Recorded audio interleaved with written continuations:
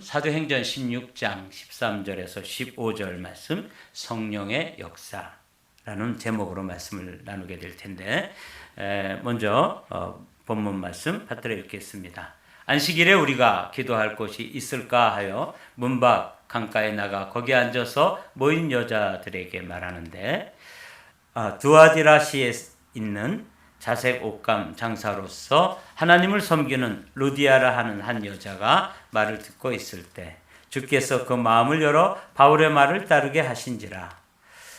그와 그 집이 다 세례를 받고 우리에게 청하여 이르되, 만일 나를 주 믿는 자로 알거든 내 집에 들어와 유하라 하고 강권하여 머물게 하니라.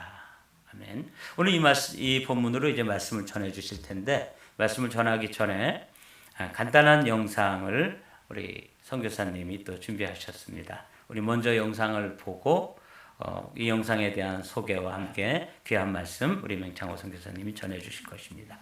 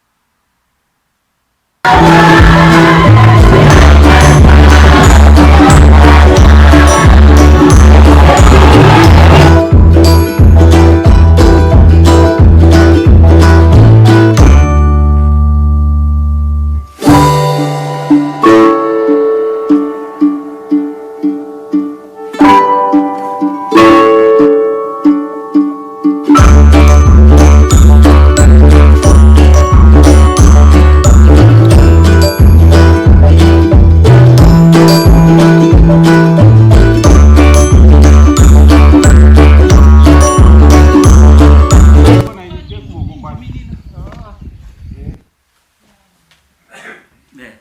자, 우리 목사님 나오셔서 이제 이 영상에 대한 소개와 또 말씀 전해 주실 텐데, 여러분 박수로 한번 목사님 찬양해 주시기 바랍니다. 할렐루야. 감사합니다. 이렇게 초대해 주셔서 감사하고요. 또 저희 사역을 위해서 또 후원해 주시고 기도해 주신 여러분들에게 감사를 드립니다. 저는 2021년도 1월에 파송 예배를 받고 또 잠비아로 가게 됐습니다. 그동안 코로나로 인해서 좀 지체됐지만 3년을 마치고 이제 돌아와서 이제 5월 달에 다시 잠비아로 돌아가려고 계획하고 있습니다. 그동안 여러 가지 일이 있었지만은 하나님께서 저희를 인도해 주시고 또 도우셔서 여기까지 왔습니다. 오늘 읽어드린 로마 이제 사도행전 16장 말씀을 보시면 거기에 사도들이 행한 역사들이 일어나 있습니다. 그러나 그것은 사실 사도들의 일이 아니라 성령님의 역사였습니다. 성령이 일하시고 성령이 그들을 인도하시고 성령이 도우심으로 그들에게 그들이 생각지 못하고 그들이 계획하지 못했던 놀라운 일들이 일어났던 것을 성경은 우리에게 말씀하고 계십니다. 저는 오늘 사도 바울이 16장에서 성령의 역사를 통해서 또 성령의 인도하심을 통해서 그에게 나타났던 일들을 보면서 지금도 그러한 역사들이 우리의 삶 속에 우리의 또 교회 속에 똑같이 일어나고 있는 것을 또 확신할 수 있었고 또 지금도 경험하고 있습니다. 오늘 사도 바울은 우리 원래 이름은 사울이었습니다. 그는 악명 높은 크리스찬들에게는 절대로 듣고 싶지 않은 그러한 이름이었습니다. 그는 하나님을 잘 믿는다고 생각했고 바리새인 중에 바리새인이었고 율법을 잘 알고 있었고 가말리엘 문화에서 제1의 그 첩의 우등생으로 그는 공부를 했지만 그는 예수 그리스도를 이해할 수가 없었습니다. 어떻게 갈릴리에서 태어난 그 예수님이 우리의 메시아일 수 있느냐? 어떻게 그분이 그리스도일 수 있느냐? 그래서 바울은 그것을 받아들이지 않았습니다. 그뿐 아니라 그는 분개했습니다. 그 예수가 많은 사람을 미혹하고 있다고 생각했기 때문에 그는 대제사장의 공문을 받아서 예수 믿는 사람을 잡아서 가두고 죽이는 일에 앞장섰습니다. 우리가 잘 아는 대로 그는 다메섹으로 가다가 그곳에서 예수님을 만나게 되었습니다. 사울아 사울아 네가 왜 나를 핍박하느냐? 그때 사울이 주여 니시오니까 하니까 네가 핍박하는 예수다. 그가 그렇게 부정하고 알고 싶지 않았고 그렇게 예수 믿는 사람을 잡아 가두면서 예수는 그리스도가 아니라고 그렇게 믿었는데 그가 그날 만난 그분은 부활하신 예수님이셨습니다. 그리고 그의 두 눈이 감겨진 채로 다메섹으로 왔고 거기에서 아나니아라는 저러한 제자를 통해서 안수를 받고 그의 눈이 뜨여졌습니다.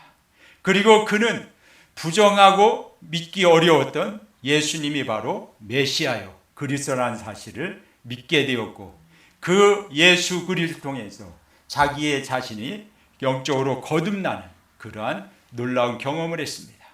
지금까지는 자기가 계획하고 자기가 목적한 것을 이루려 했던 그러한 사도 바울이 그날부터 자기는 그리스도와 함께 죽었고 이제 자기가 사는 것은 예수 그리스도와 함께 산다는 그러한 고백 가운데 살게 되었습니다.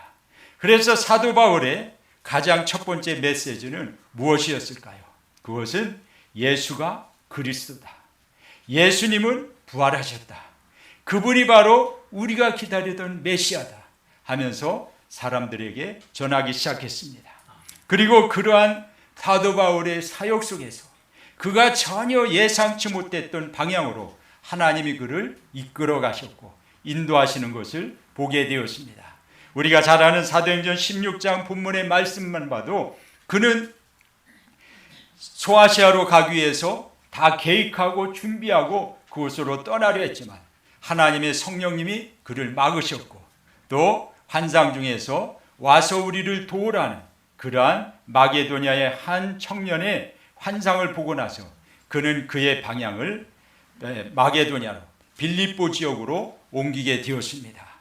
그러한 사도 바울이 그곳에 도착했을 때 그는 하나님의 인도하심을 기대했기 때문에 기도처에 나가서 하나님 앞에 그 인도하심을 받기 위해서 나가다가 우물가에서 루디아라는 한 여자를 만나게 됩니다. 똑같이 복음을 들었지만 이 루디아는 복음을 듣고 감동을 받고 은혜를 받고 그가 이 바울과 그의 팀을 자기의 집으로 초대하고 그곳에서 빌립보 교회가 탄생하게 되었습니다. 바울이 전혀 예상치 못했던 그러한 방법으로 하나님은 인도하셨고 성령의 역사가 나타나는 것을 보게 되었죠. 그러한 사도 바울이 그 다음날 기도처에 가는데 한 귀신 들린 여자아이가 소녀가 계속 바울의 사역을 방해하는 것이었습니다. 그래서 며칠을 참고 참다가 바울이 그 귀신 들린 아이를 고쳐주고 그것 때문에 누명을 쓰고 감옥에 갇히게 됩니다. 매를 맞고 감옥에 갇혔어요. 그러나 사도 바울은 그것 때문에 낙심하고 절망하지 않았습니다. 하나님의 인도를 기다리면서 그는 찬양하고 기도할 때 하나님께서 간수장을 회심케 하고 또 그곳에서 하나님의 살아계심이 증거되게 되었습니다. 그의 쇠사슬이 풀어지고 또 감옥 문이 열리면서 하나님이 살아계심이 나타나고 그로 인해서 간수장이 회심하고 주님께 돌아올 뿐만 아니라 많은 사람들이 하나님이 하시는 역사를 볼 수 있게 되었습니다. 저는 사도 바울의 그러한 역사가 일어난 것은 하나님 앞에 기대하고 기도하며 하나님의 뜻을 찾을 때 하나님께서 성령을 통해서 그에게 인도하셨기 때문이라고 믿습니다. 오늘도 그러한 사역들이 이 한마음교회뿐만 아니라 저의 생애 속에서도 일어나는 것을 저는 볼 수가 있었습니다. 2021년도 저희가 파송받고 잠비아로 가게 되었는데 그때는 코로나가 굉장히 번창하던 때였습니다. 그래서 사람들이 다 마스크를 쓰고 예배 드리고 있을 그러한 때인데요. 재작년 2월 달이었습니다. 어느 날 저희 부부가 하나님 앞에 기도하면서 하나님, 이 잠비아에서 저희가 무엇을 해야 되겠습니까? 하나님이 원하시는 게 무엇입니까? 하면서 기도하며 하나님 앞에 응답을 기다리고 있었습니다. 그러면서 저희는 학생들이 많이 학교에 등교하고 또 길에 가면은 아이들이 너무나 많이 있어요. 보통 각 집마다 아이들이 한 4명, 5명의 자녀들이 있습니다. 그러니까 아이들만 해도 저희 사는 무풀이라는 지역에 한 4, 5만 명은 되는 것 같아요. 그런 아이들이 복음을 제대로 듣지 못하고 이렇게 다니고 있는 것을 보게 되면서 제 마음속에 이 아이들에게 복음을 전해야겠다는 생각이 들었습니다. 그것은 저의 오래전부터의 꿈이었습니다. 왜냐하면 한국이나 미국의 학교에 가서 복음을 아이들에게 전하고 싶었는데 지금은 길이 막힌 거예요. 왜냐하면 학교에서 받아주지 않아요. 누가 이제 복음을 전하려면은 금방 신고가 들어가기 때문이죠. 그런데 잠비아는 기독교 국가고 또 85%의 사람들이 기독교인이라고 합니다. 그러니까 이 사람들이 다 종교적인 성향은 가지고 있어요. 그러나 대부분의 교회에 다니는 사람들은 천주교인이거나 안식교인이거나 여호와 증인들이 너무 많은 거예요. 그래서 이 아이들도 복음을 제대로 듣지 못하고 교회 가도 교회 학교도 없어요. 그래 이 아이들에게 복음을 전해야겠다는 꿈을 가지고 기도하고 있는데 어느 날 아침에 기도하고 이제 둘이 부부가 산책하고 돌아오는데 한 아이가 풀을 깎고 있었습니다. 그래 나 칼로서 풀을 치고 있는데 이 아이한테 너 왜 학교 안 가냐 했더니 이 아이가 말하기를 자기 학교 가고 싶은데 돈이 없다는 거예요. 그 당시만 해도 한 학생이 한 35불이나 40불 정도의 그 기성회비처럼 돈을 내야 됐습니다. 그런데 이 아이가 돈을 못 내고 있어서 저희가 그럼 내가 너희를 도와줄 테니까 학교에 가서 얼마 내야 되는지 정확히 알아갖고 와라. 그랬더니 알아갖고 왔더라고요. 그러더니 이 아이가 이야기하기를 나만 있는 게 아니라 내 동생도 못 다니고 있대요. 그래서 네 동생까지 내가 도와주겠다. 근데 나중에는 자기 형도 있다고 그러더라고요. 고등학교 다니는데 조금 돈이 많은데 하여튼 그래서 이 3명의 아이들의 학비를 대줬습니다. 그래 그 다음날 초등학교에 가서 교감을 만났어요. 그러면서 이 학비를 내주면서 제가 물었습니다. 내가 이 아이들에게 복음에 관심이 있고 예수 영화를 보여주고 싶은데 좀 허락할 수 있느냐고 했더니 얼마든지 환영을 하겠대요. 보니까 이 초등학교의 커리큘럼을 따라 제대로 교육을 안 하는 거예요. 그러니까 선생님들은 시간대 위에 바쁜 거예요. 그런데 저희들이 영화를 보여주면서 그걸 하겠다니까 너무나 환영하는 겁니다. 그래 지금 당장 하라는 거예요. 그래서 오늘은 준비가 안 돼 있고 내가 내일 준비해서 오겠다 해가지고 제 집으로 가서 마켓에 가서 55인치 TV를 사고 또 랩탑에 그 영화를 준비하고 그래서 가서 영화를 보여주기 시작했습니다. 그래서 한 학교씩 문을 열어서 이제 교장한테 설탕도 선물하고 하면서 이 아이들에게 복음 전할 수 있는 기회를 얻게 되었습니다.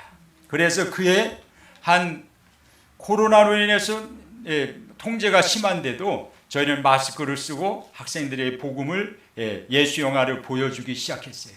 그래 그때 복음을 전해주면서 어떻게 하면 이 아이들에게 좀 더 효과적으로 복음을 전할까 생각하다가 하나님이 주신 지혜를 가지고 이제 그림으로 복음을 준비를 했습니다. 그래서 이 아이들에게 하나님은 너희를 사랑하신단다. 그런데 하나님은 사랑하지만 우리 인간에게 문제가 있단다. 그것은 우리 인간이 선악과를 따먹고 하나님을 불순종하고 그로 인해서 죄악이 찾아왔고 그로 인해서 마귀의 지배를 받게 되었다. 그래서 우리 인간에게는 영적인 문제뿐만 아니라 정신적인 문제, 육신적인 문제, 또 여러 가지 문제가 생긴다. 그런데 가장 심각한 것은 죽음 후의 문제다. 우리는 언젠가 다 죽게 되는데 죽게 되면은 하나님을 모르면 지옥으로 가는데 너희들 지옥이 얼마나 무서운 줄 아니?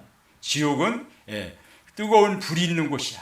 그리고 그곳에는 졸업도 없고 그곳에는 탈출구도 없어. 그곳에서 너희들이 영원히 살아간다는 건 너무나 끔찍한 일이 아니지 않느냐. 그런데 하나님은 너희들 한 사람 한 사람의 이름을 알고 있고 너희들을 특별히 만드셨다. 세상에는 너희와 똑같은 사람이 없어. 그런데 너희들이 하나님을 사랑하셔서 지옥 가기를 원치 않고 천국에 가기를 원해. 그 천국 가는 길은 바로 예수님을 믿는 것이야. 예수님은 우리를 위해 십자가에 죽으셨고 우리의 죄 문제를 해결하셨고 마귀의 문제를 해결하셨고 또 영원히 하나님과는 하나님을 만나는 길이 되신단다. 너희들 예수님을 믿고 천국 갈래 하고 손을 들으라고 하면은 거의 다 손을 들었습니다. 그래서 이 아이들에게 복음을 전하기 시작했습니다. 물론 그 아이들이 다 예수님을 믿고 100% 천국 간다는 확신 없지만은 이 아이들의 어릴 때 마음이 그래도 순수할 때 예수님을 믿고 구원받을 수 있는 기회가 주어진다면 하나님께서 그들을 통해서 놀랍게 역사하지 않을까 하는 그러한 바람을 가지고 이제 복음을 전했고요. 그래서 재작년에는 한 13,500명의 학생들에게 복음을 전했고 그 다음에 작년에는 한 8,500명 학생들에게 복음을 나눴고 그래서 그렇게 하나님께서 역사를 하셨습니다. 제가 전혀 예상치 못했던 그러한 방향으로 하나님께서는 학교의 문을 여셨고 또 복음을 전하도록 하셨습니다. 네, 시골 교회 가서 메시지를 전하다 보니까 어느 날 한 지도자가 이야기를 하더라고요. 자기는 앞에 나가서 설교를 하려고 섰는데 신학교 훈련도 받지 못하고 또 전혀 성경에 대해 알지 못하니까 앞에 가서 성경을 한 몇 구절 읽고 할 말이 없어서 내려온대요. 그 말을 들을 때 너무나 마음이 아팠습니다. 그곳엔 제대로 된 신학교도 없고 특히 시골에서는 설교를 할 사람이 없는 거예요. 그래서 그 지도자한테 이야기를 했습니다. 다음 주에 우리가 리더 훈련을 특별히 할 거다, 한 주간을. 그래서 이제 그렇게 공포를 하고 그 다음에 와서 한 주일 동안 무엇을 가르칠 건가, 그 커리큘럼을 만들어 가지고 한 주간을 그들을 초청을 했습니다. 한 10명 가까이 초청을 해가지고 그들에게 이제 리더십에 대해서 가르치고, 또 설교 훈련, 또 말씀 큐티 훈련, 또 함께 기도하는 훈련, 그런 것들을 함께 일주일 동안 먹고 마시면서 했습니다. 같이 잠자면서 저희 아파트의 한 동을 빌려가지고요.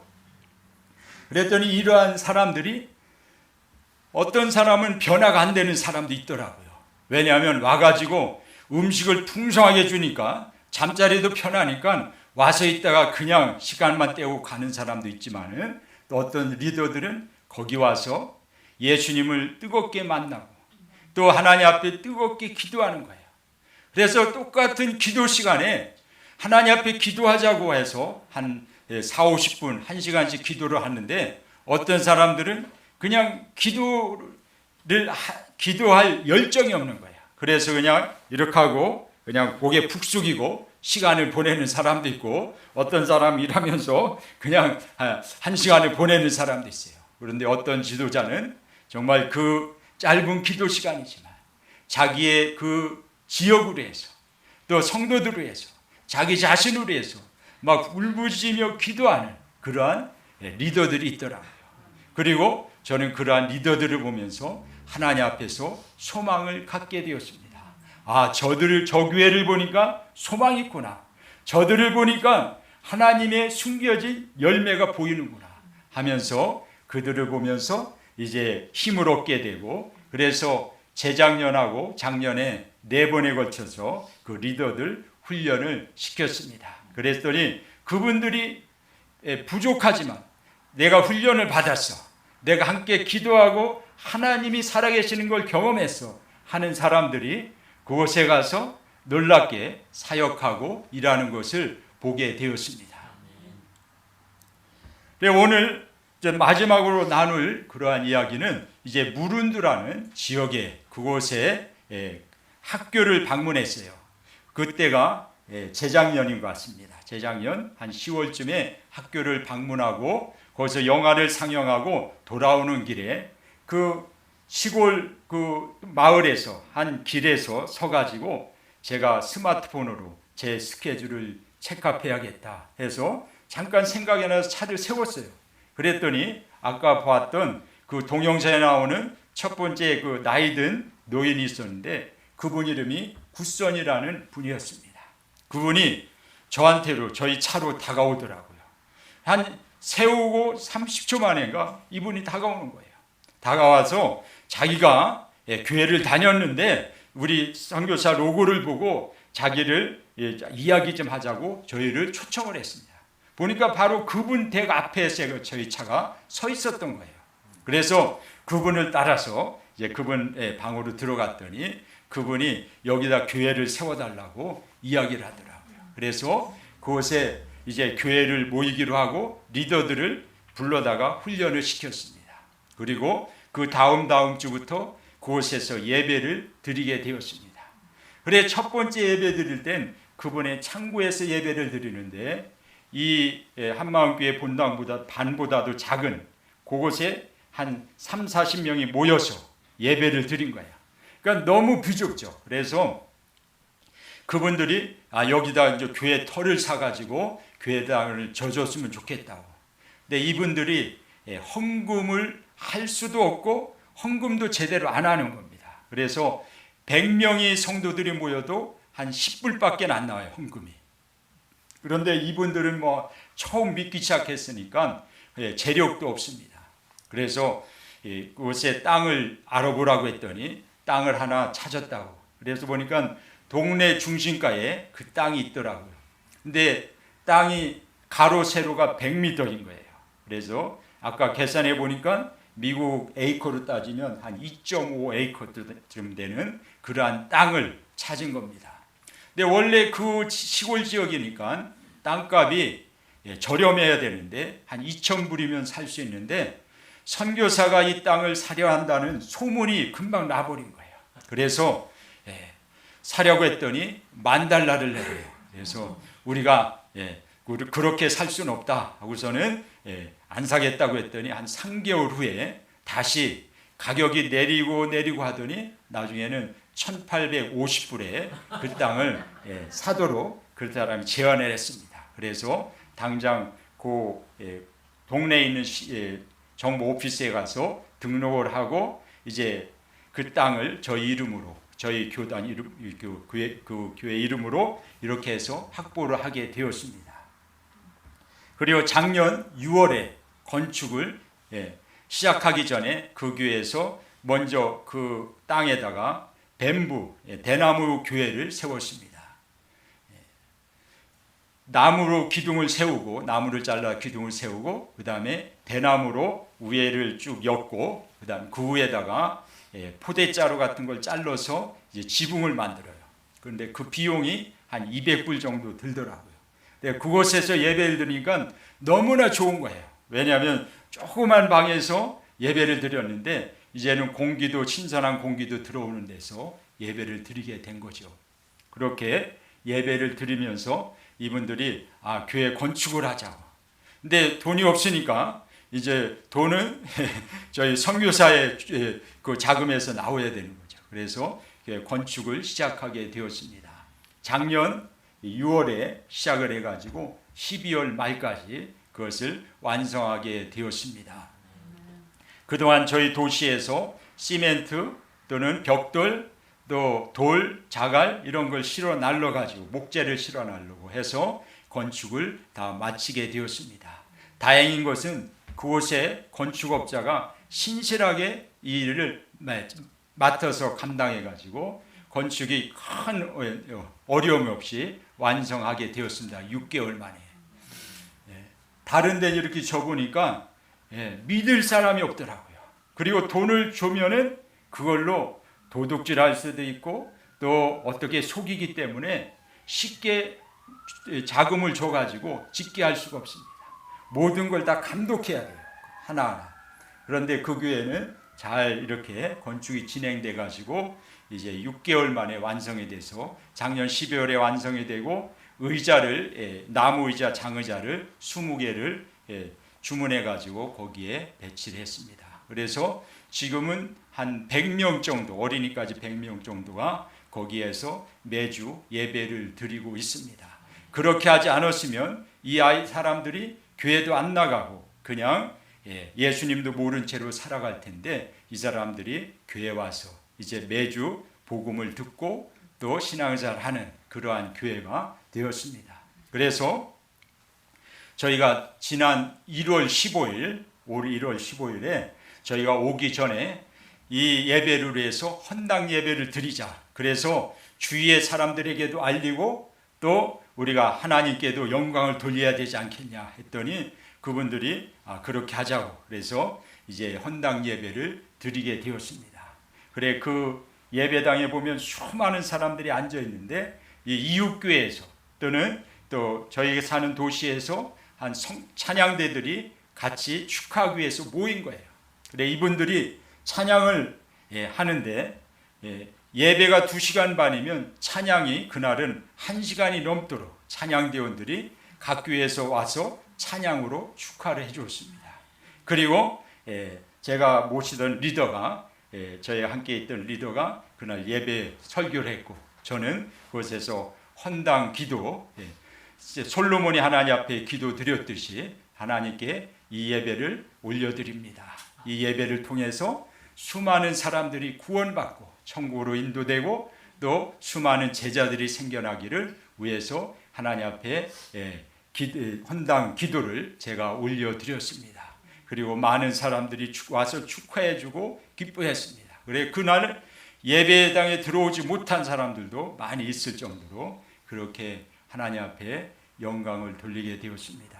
그래서 저는 그 무른도 교회를 보니까 그 하나하나 스텝마다 하나님의 성령의 인도하심이 아니면 이루어질 수 없는 그러한 일들이 이루어지고 있는 것을 보게 되었습니다.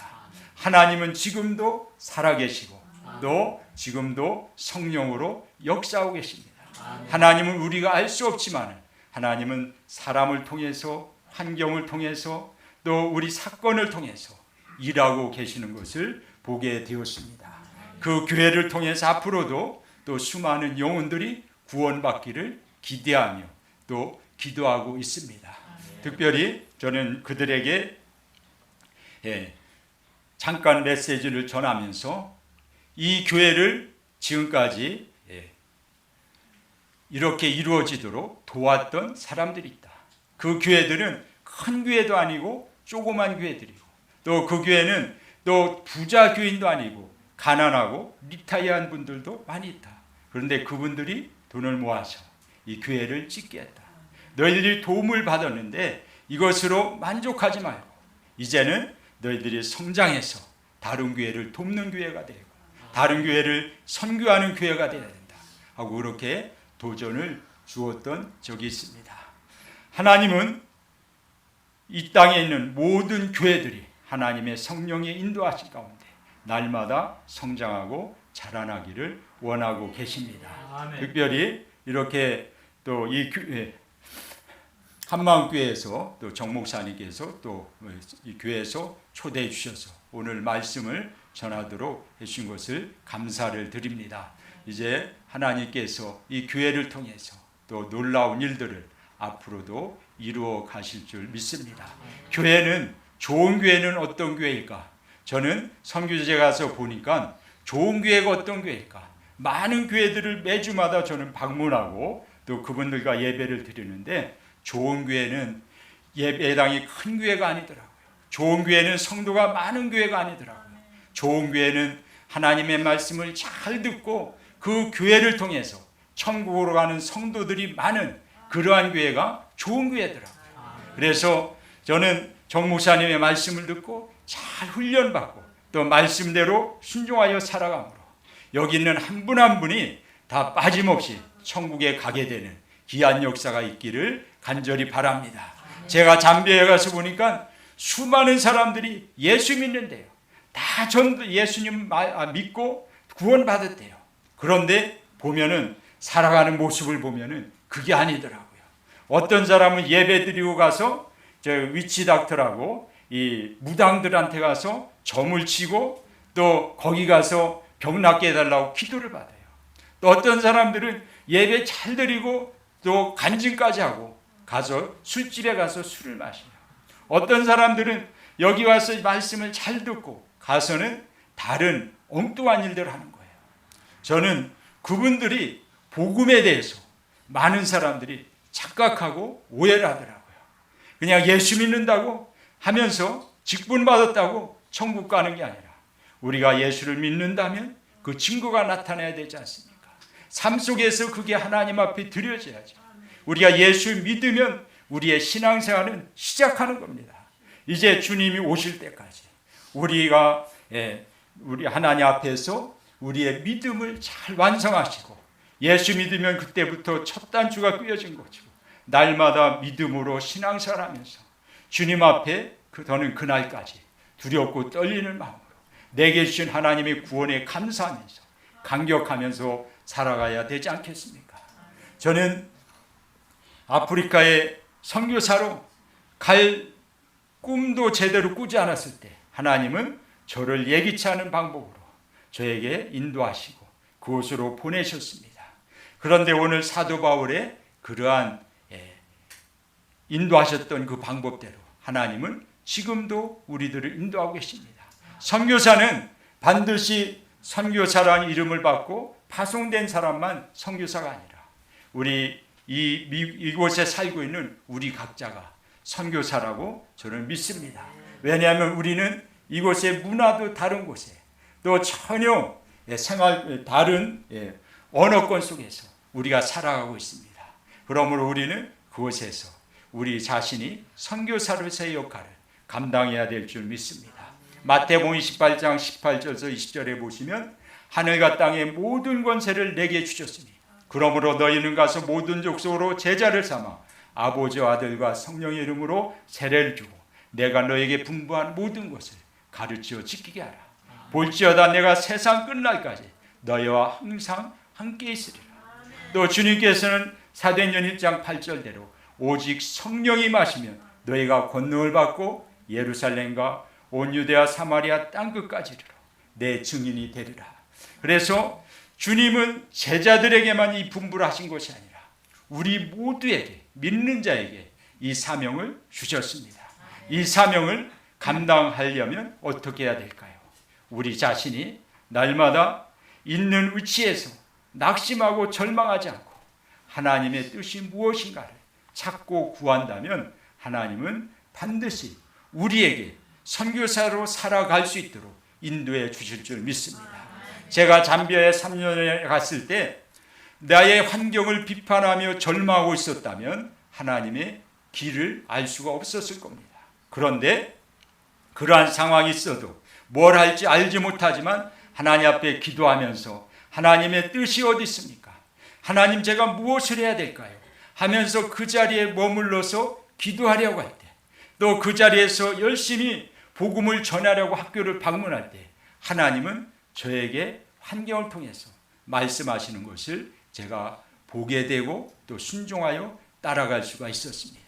때로는 순종하지 못하고 제 고집대로 방법대로 살아가면 그곳에서 어려움을 겪더라고요. 잠비아에 가니까 다 거짓말쟁이 같아요. 다 어떻게 하든지 저에게서 무언가를 빼앗으려고 하는 사람만 있는 것 같아요. 그러나 그 가운데서 기도하면서 하나님의 응답이 어디 있습니까? 하나님의 때를 기다리니까 하나님께서 길을 조금씩 열어주시는 것을 보여주셨습니다. 여러분이 삶 속에서 때로는 어려움이 있을 때, 또는 이상한 사람을 만났다고 생각할 때, 나에게 문제가 있을 때, 그때 어쩌면 그곳이, 그 자리가 하나님의 응답일 수 있습니다. 그곳에서 나를 공격하는 그 사람을 통해서 하나님의 또 다른 문이 열려지고 있을 수도 있고, 내가 만나는 환경 속에서 절망하고 있을 그 자리에서 내가 바울처럼 기도하며 찬양할 때 하나님은 또 다른 하나님의 기적을 일으키시려고 준비하고 계실 줄 믿습니다.